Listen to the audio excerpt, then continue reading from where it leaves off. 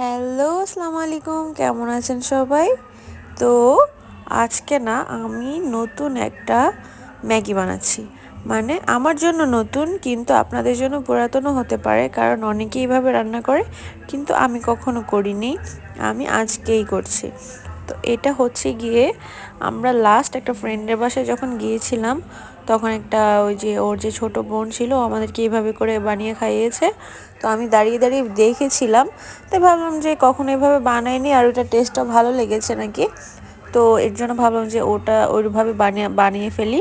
তো এর জন্য আমি প্রথমে পেঁয়াজ দিয়ে তার মধ্যে বিফগুলো দিয়ে মশলা দিয়ে এবং কিছুটা সস দেই।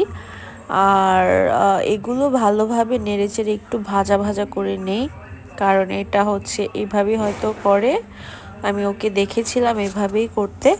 তারপর আমি এগুলো এভাবে করে ভালোভাবে নাড়াচাড়া করে তারপর এগুলোর মধ্যে নুডলসটা দিয়ে দিই।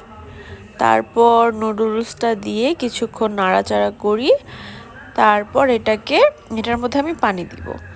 তো এটার টেস্ট আর কি এমন যে স্যুপ নুডলসের মতোই হয় কিছুটা, কিন্তু একটু ফ্লেভার থাকে, যেহেতু আগে মশলাগুলো, তারপর পেঁয়াজ, তারপর যাই আপনি দেন, চিকেন অথবা বিফ অথবা যেই যদি কোনো ভেজিটেবলও দেন, তা সেগুলো আপনি যখন একটু একটু ফ্রাই করে নেবেন, তো সেগুলোর একটা ফ্লেভার এইটাতে চলে আসে।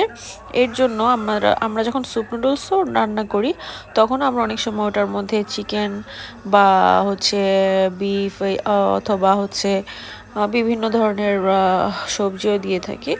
তাই সেটার মধ্যে যে স্মেলটা থাকে, এটা কিন্তু ওটা থেকে এটাতে একটু স্ট্রং ফ্লেভার ছিল। এই তো হয়েই গেছে। এখন আমি উপরে দিয়ে একটু ডিম দিয়ে দিলাম, কারণ এটা এভাবে খেতেই ভালো লাগে। এই ছিল আজকের জন্য। ভালো থাকবেন। আল্লাহ হাফেজ।